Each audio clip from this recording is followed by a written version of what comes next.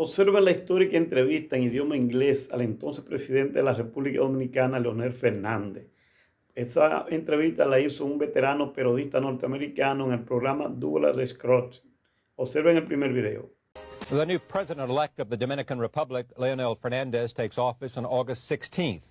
It has been said that he will bring the flavor of New York City, where he lived in his youth, to his country. Immediately after his election, Fernández announced the, quote, the government of modernization and development, unquote, that would end authoritarian rule in the Dominican Republic. There's a lot of hope riding on his administration. Leonel Fernández is here, and I'm pleased to have him here to talk about his region of the world as well as his administration, coming as it does following a long tenure by Joachim Balazer. Welcome to the broadcast. Thank you, Charlie. Yours is an amazing story. And if I could say so, we would say normally this is a great American story, but this is a great Dominican story. 8 years old, you come to the United States. Lived where? Well, I lived in 95th Street and Amsterdam Avenue. That's mid-Manhattan. Yeah. And went to school at what? Well, first I went to PS 75, it's a public school on 95th Street and West End Avenue. And after that, I went to Junior High School 118, which is Joan of Arc, 93rd Street between Amsterdam and Columbus Avenue. And then I entered high school, Brandeis High School. That's when I went back to the Dominican Republic. Why did you go back? Well, I was living with my mother and brother, who's older than me. And my mother had two jobs. She was working as a nurse during nighttime from 7 o'clock at night until 6 o'clock in the morning. And then she was working at a factory from 10 o'clock until 4 o'clock. And so we didn't have too much time to spend together. And so my mother decided that I should go back. Your mother was worried what might happen to you in the streets. No, and that she didn't have the opportunity, really. I mean, two jobs, we were alone.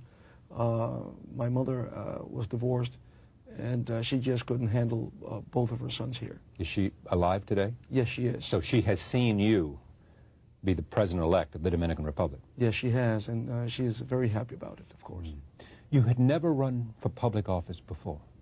No, I had not, even though I've been involved in politics for 25 years now. It has to do basically with the political environment in the Dominican Republic. During the 70s and the beginning of the 80s, democratic processes was not well understood or accepted in the Dominican Republic. There were irregularities in the elections, and basically one party was in control, and only after 1978 was there an alternative in the election process, and a different party came to power. So, as you know, in the Dominican Republic, as in the rest... the Democratic Revolutionary Party? Yes, at the beginning, the Dominican Revolutionary Party. But in 1973, there was a split. And then we formed a new organization. We founded a new organization, which is the Dominican Liberation Party. I was a founder of this organization back from 1973.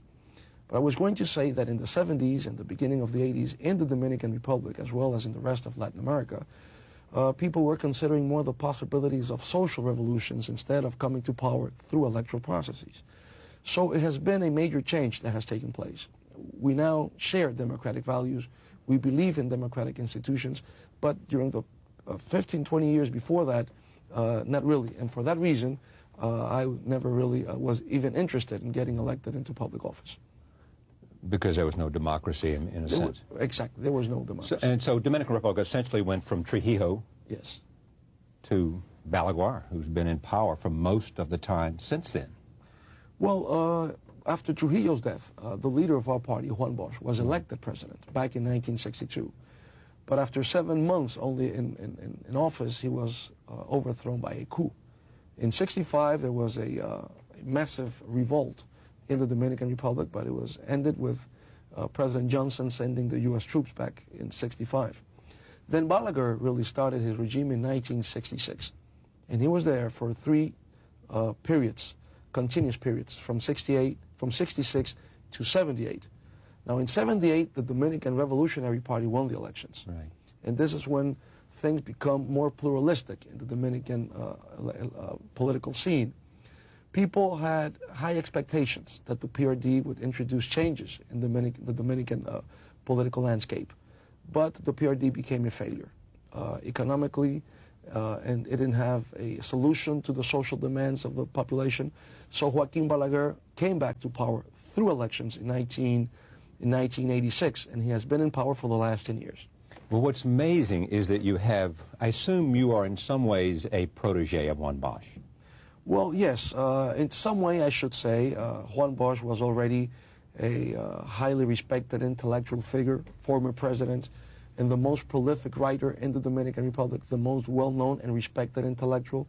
So I was very young. I was 18, 19 years old when I began to participate actively in politics, and I was discovered by him somehow and integrated into the party's newspaper and taught by him. You were a lawyer by profession? I'm a lawyer by profession, yes. And then there's Balaguer, who, his arch rival is Bosch, and they have been these grand titans in Dominican politics, yes? Yes, yes, they have.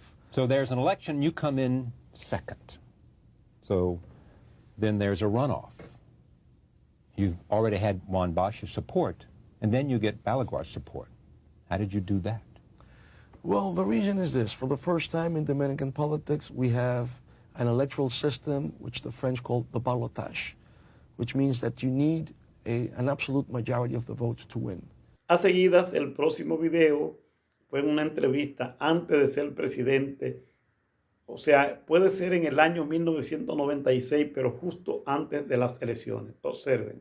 Sobra para impugnar la legalidad de esas elecciones. Y no lo digo yo, sino que hay una literatura abundante, incluso en los Estados Unidos, donde se cuestiona la legalidad y la legitimidad de ese proceso electoral. Hay un texto que se llama Demonstration Elections, o sea, un libro sobre las elecciones publicado por una casa editorial pequeña que queda en Boston, donde se da cuenta también de los trucos y las maniobras fraudulentas que se emplearon en los comicios de 1966 y cómo inclusive participaron en aquel proceso electoral exiliados cubanos que habían tenido experiencia ya en procesos fraudulentos en Cuba y cómo transmitieron esas técnicas fraudulentas aquí en la República Dominicana. Pero en el año de 1970, Freddy, no habían condiciones en nuestro país para que se pudiesen efectuar comicios libres. Y por esa razón el profesor Bosch, que estaba en Europa, regresó al país vía Curazao, incluso fue detenido en Curazao durante 48 horas. Se le prohibió la entrada durante 48 horas al profesor Bosch. En el año de 1974, el Acuerdo de Santiago, presidido por el PRD y Peña Gómez, 48 horas antes de la celebración de los comicios, decidió retirarse porque no habían las garantías constitucionales mínimas para participar en ese proceso. Los militares fueron lanzados a las calles exhibiendo banderas coloradas, banderas rojas, con lo que evidentemente se ponía de relieve que el proceso estaba viciado de antemano. Y en el año de 1978, cuando finalmente se pudo producir una alternabilidad en el poder, no fue porque la Junta Central Electoral tuvo las condiciones o exhibía las garantías legales como para que se pudiese dar esa transferencia de poder como resultado de la voluntad popular expresada en las urnas, sino que fue la intervención, si se quiere, de fuerzas extranacionales, la presencia de fuerzas extranacionales, el presidente Carlos Andrés Pérez y el propio presidente Jimmy Carter en la época, quienes tuvieron que intervenir para que efectivamente lo que fue la expresión del pueblo dominicano en las urnas fuera reconocida. Incluso el doctor Marino Vinicio Castillo, que tuvo un rol protagónico en aquellos acontecimientos y que reclamaba los intereses de su partido, estuvo en desacuerdo con la decisión final que se adoptó, el famoso fallo histórico que despojaba al partido ganador de 4 senadurías, de manera que ese proceso no fue lo suficientemente limpio. Cuando aquí se ha estado planteando el problema de la legalidad de los procesos electorales, no se trata de una cosa utópica o ilusoria. Estamos hablando de lo que ha sido la realidad histórica contemporánea en la República Dominicana. En ambos videos se puede observar cómo el presidente Leonel Fernández hizo gala de su sólida formación, preparación académica, mostrando un excelente control emocional. Además, el doctor Fernández sigue siendo inigualable en su manejo comunicacional y conocedor de los temas principales, tanto nacionales como internacionales, que tienen que ver mucho con las naciones, con los países. Y me atrevo a decir que sin lugar a dudas, después del doctor Joaquín Balaguer, no ha existido otro líder como el doctor Leonel Fernández. Para los demás, humilde, cultos y agradecido por la obra de gobierno que dejó implantada en el país y respeto que muestra a los demás ciudadanos. Es un hombre fino en el trato, no ofende a ningún ciudadano, hasta sus más connotados enemigos, que yo digo que Leonel, hay personas enemigas de él, pero no él tener enemigos, por lo menos la forma que se muestra. Es que su versatilidad para la palabra es indiscutible.